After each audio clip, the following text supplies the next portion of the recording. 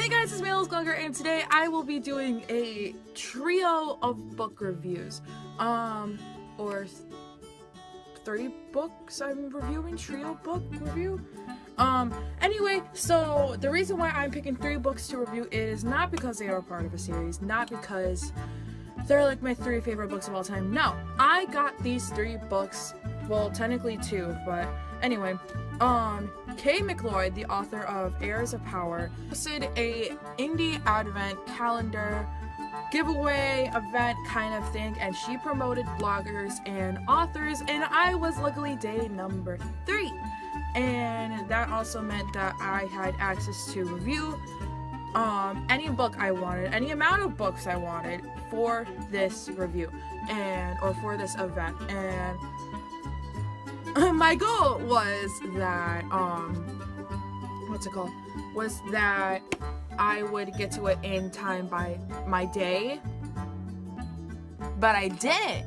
So in the meantime, I will be reviewing them now, and without further ado, let's get into it. So the first book I will be talking about is Heirs of Power by Kay McLeod, and this is the first book within the Constellation Saga, and we follow a girl named Kitty. And a constellation is when you are very skilled at something. So in this case, she's skilled at archery, and so like her name is the Archer, if that make any sense.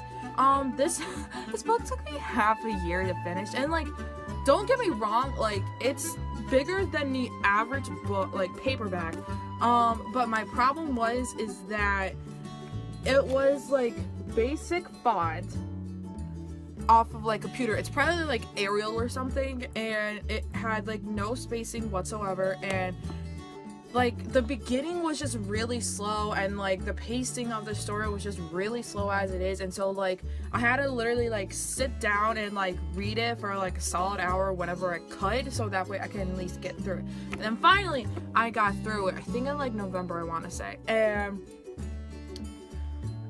it's an average book. I mean, don't get me wrong, the cover is gorgeous, and the second book for this saga is also gorgeous. It's just that the pacing of this book in particular just took forever, in order to get in that she was a constellation, and when things started to actually happen, it was probably 25% of the way through versus 50 or I don't know, it wasn't the greatest book, but nonetheless, I do hope to continue with it. And yeah, so there is that.